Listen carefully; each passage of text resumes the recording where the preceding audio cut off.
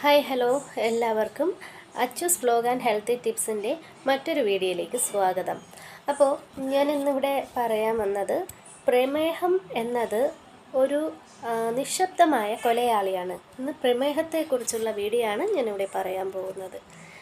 ശരിയായി നമ്മൾ പ്രമേയം നിയന്ത്രിച്ചില്ല എന്നുണ്ടെങ്കിൽ അത് നമ്മുടെ പല അവയവങ്ങളെയും കാന്നു തിന്നും. അതായത് കണ്ണ്, ബ്രെയിൻ, ഹൃദയം, നമ്മുടെ ലിവർ, ലങ്സ്, ഇങ്ങനെയൊക്കെ നമ്മുടെ പല അവയവങ്ങളിലും പല രീതിക്കുള്ള അസുഖങ്ങൾ ഉണ്ടാക്കാം. ഈ പ്രമേഹം ഉണ്ടാവുന്നത് എങ്ങനെയാണെന്നറിയാം. ഒന്നെങ്കിൽ നമ്മുടെ കുടുംബ പാരമ്പര്യമായിട്ട് നമുക്ക് പ്രമേഹം ഉണ്ടാകാറുണ്ട്. പ്രമേഹ ലക്ഷണമുള്ളവർ, അധിക മൂത്രശങ്കയുള്ളവർ, അമിതമായ ദാഹം, അമിതമായ വിശപ്പ്, ഇങ്ങനെയൊക്കെ ഉള്ളവരിലാണ് കൂടുതൽ പ്രമേഹം കണ്ടെത്തുന്നത്. നമ്മൾ 3 മാസത്തിലൊരിക്കൽ HbA1c എന്ന ടെസ്റ്റ് ചെയ്യാറുണ്ട്. എന്താണ് HbA1c എന്ന് നിങ്ങൾക്കറിയാമോ? HbA1c എന്നത് നമ്മുടെ ഗ്ലൂക്കോസിൻ്റെ അളവ് 3 മാസത്തെ HbA1c എന്ന് പറയുന്നത്.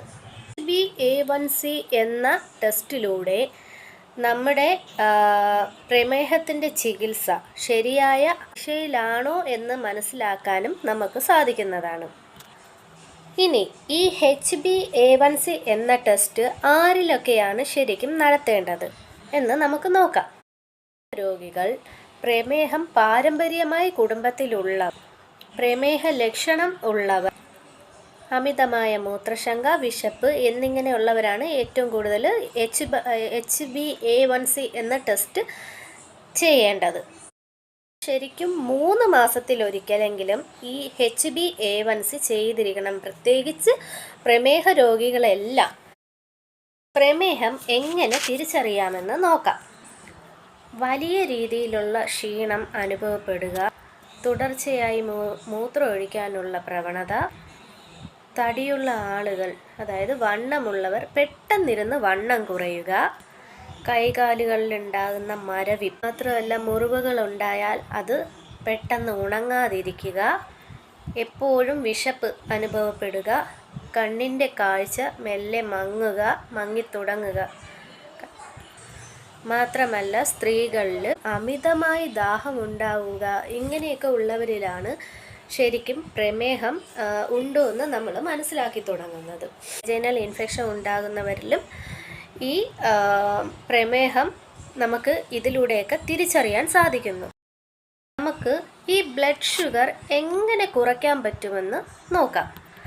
പ്രമേഹ രോഗികൾ ഭക്ഷണത്തിൻ്റെ കാര്യത്തിൽ ഏറെ ശ്രദ്ധ ചെലുത്തേണ്ടതാണ്. അന്നജം കുറഞ്ഞ, നാരുകൾ അടങ്ങിയ, ഗ്ലൈസൈമിക് ഇൻഡെക്സ് കുറഞ്ഞ ഭക്ഷണങ്ങളാണ് പ്രമേഹ രോഗികൾ കഴിക്കേണ്ടത്. അത്തരത്തിൽ രക്തത്തിൽ പഞ്ചസാരയുടെ അളവിനെ നമുക്ക് ഡയറ്റിൽ ഉൾപ്പെടുത്തേണ്ട ചില ഭക്ഷണങ്ങളെക്കുറിച്ച്. അതായത് ചീര. നമുക്കറിയാം ചീര എത്രത്തോളം ഫൈബർ കണ്ടൻ്റ് ഉള്ള ഒരു ഫുഡാണ് എന്നുള്ളത്, അല്ലേ? ഫൈബർ ധാരാളം അടങ്ങിയതും കലോറി കുറഞ്ഞതുമായ ചീര കഴിക്കുന്നത് രക്തത്തിലെ പഞ്ചസാരയുടെ അളവ് കുറയ്ക്കാൻ സഹായിക്കുന്നു. രണ്ടാമതായി വരുന്ന ബെറി പഴങ്ങൾ. സ്ട്രോബെറി, ബ്ലൂബെറി, ബ്ലാക്ക്ബെറി, റാസ്ബെറി തുടങ്ങിയ ബെറി പഴങ്ങളുടെ ഗ്ലൈസെമിക് സൂചികയും കൂടാതെ ഇതിൽ ഫൈബറും ആൻറ്റി ഓക്സിഡൻറ്റുകളും ധാരാളം അടങ്ങിയിട്ടുണ്ട്. അതിനാൽ ഇവ രക്തത്തിലെ പഞ്ചസാരയുടെ അളവ് നിയന്ത്രിക്കാൻ സഹായിക്കുന്നു. ഇനി അടുത്തത് പാവയ്ക്കയിൽ നാരുകൾ ധാരാളമായി അടങ്ങിയിട്ടുണ്ട്. അതിനാൽ ഇവയും രക്തത്തിലെ ഗ്ലൂക്കോസിൻ്റെ അളവ് കുറയ്ക്കാൻ സഹായിക്കുന്നു. നാലാമതായി വെണ്ടയ്ക്ക.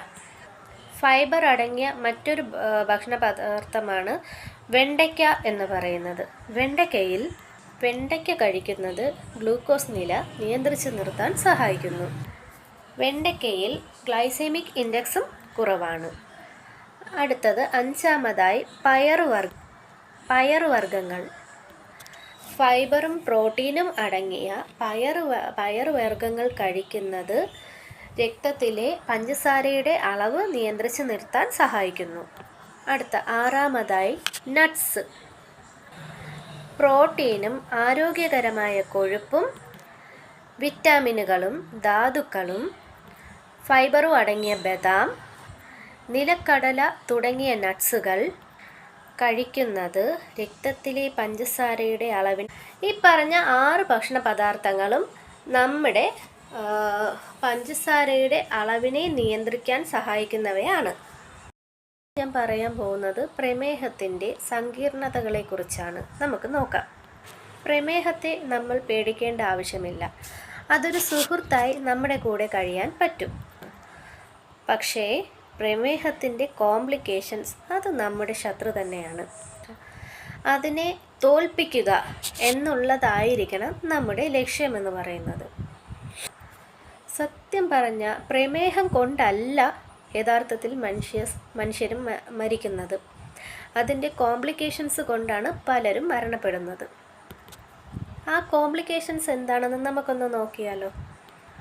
അതിലെ 1-മത്തെ കോംപ്ലിക്കേഷൻ എന്ന് പറയുന്നത് റെറ്റിനോപ്പതി ആൻഡ് ബ്ലൈൻഡ്നെസ്. അതായത് കണ്ണിൻ്റെ റെറ്റിനയുടെ പ്രവർത്തനം കുറയുകയും അതിലൂടെ നമുക്ക് കാഴ്ച നഷ്ടപ്പെടുകയും ചെയ്യുന്നതാണ് റെറ്റിനോപ്പതി ആൻഡ് ബ്ലൈൻഡ്നെസ് എന്ന് പറയുന്നത്. 2-മത്തേത് സെറിബ്രോ വാസ്കുലർ ഡിസീസ്. അതായത് സ്ട്രോക്ക് ഉണ്ടാവുക, തളർന്നു പോവുക അങ്ങനെയുള്ളവയാണ്. 3-മത്തേതായി പെർമനൻറ്റ് കിഡ്നി ഡാമേജ്. കിഡ്നിയുടെ പ്രവർത്തനം ലിസിസ് ചെയ്യേണ്ടി വരികയും ചെയ്യുന്നു. അടുത്തതായി ഹാർട്ട് ഡിസീസ് ആൻഡ് ഹൈപ്പർടെൻഷൻ. അതായത് BP കൂടുകയും ഹാർട്ട് അറ്റാക്ക് വരികയും ചെയ്യുന്ന ഒരവസ്ഥയാണ്. അടുത്ത 5-മത്തേത് ഡയബറ്റിക് ഫുഡ് ഇൻഫെക്ഷൻസ്. കാലിലേക്ക് മുറിവ് ഇൻഫെക്ഷൻ ഉണ്ടാവുക, ഇവയൊക്കെ ഉണങ്ങാതെ വരിക എന്നുള്ള ഒരു അവസ്ഥയാണ്. 6-മതായി പെറിഫറൽ ന്യൂറോപ്പതി. അതായത് കാലിലെ മരവിപ്പ്, കാലിലെ വേദന എന്നിങ്ങനെ ഉണ്ടാകുന്നത്. അപ്പോൾ ഞാൻ ഈ പറഞ്ഞ ഇവയൊക്കെയാണ് നമ്മുടെ പ്രമേഹത്തിൻ്റെ സങ്കീർണതകളെന്ന് പറയുന്നത്. അപ്പോൾ ഞാൻ ഈ പറഞ്ഞ കുറേയേറെ കാര്യങ്ങൾ ഞാൻ ഡയബറ്റീസിനെ കുറിച്ച് പറഞ്ഞിട്ടുണ്ട്. അപ്പോൾ ഇതൊക്കെ നിങ്ങളൊന്ന് ശ്രദ്ധിച്ചു കഴിഞ്ഞാൽ ഓൾറെഡി ഡയബറ്റിക് ഉള്ളവർക്ക് അത് നിയന്ത്രിച്ച് നിർത്താനും, ഇനി ഡയബറ്റിക് അതായത് ബോർഡറിൽ നിൽക്കുന്നവർക്ക് ഡയബറ്റിക്സ് കുറയ്ക്കാനും ഉള്ള കുറച്ച് ഭക്ഷണ പദാർത്ഥങ്ങളും കാര്യങ്ങളുമാണ് ഞാൻ പറഞ്ഞു തന്നത്. ഇതിൻ്റെ പാർട്ട് 2 വീഡിയോ ആയിട്ട് നാളെ നമുക്ക് കാണാം. ബൈ.